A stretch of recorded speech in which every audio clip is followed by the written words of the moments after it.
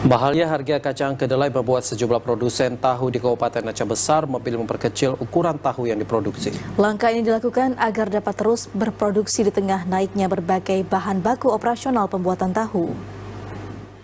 Memperkecil ukuran tahu dilakukan Miftahul Jannah, produsen tahu yang beroperasi di Gampung Lamsenong, Bak Buloh, Kecamatan Kutabaru, Aceh Besar.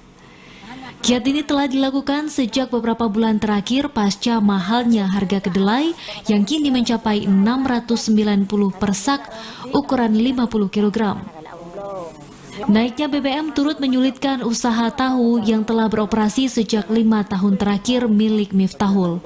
Ini dikarenakan solar yang sulit didapat dan naiknya harga kayu api yang digunakan memasak tahu. Menurut Miftahul Jannah, memperkecil ukuran tahu merupakan solusi terbaik menyusul kondisi perekonomian warga yang belum pulih pasca pandemi dan kenaikan BBM.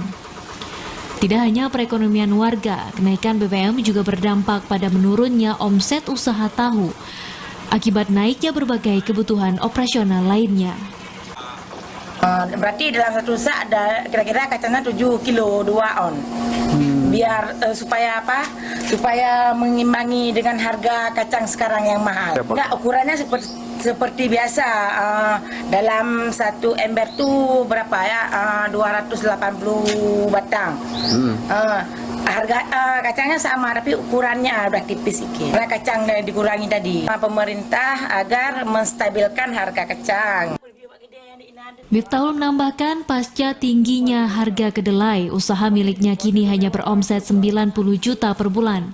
Jumlah tersebut dinilai tidak sebanding dengan mahalnya biaya produksi tahu saat ini. Begitupun Miftahul mengaku tetap berupaya agar usaha miliknya tetap beroperasi, agar 4 karyawan di usaha tahu miliknya tidak kehilangan pekerjaan. Ia berharap pemerintah dapat menstabilkan kembali harga agar sejumlah pelaku usaha tetap bertahan. Dari Aceh Besar, Arman Kunadi, TVRI melaporkan.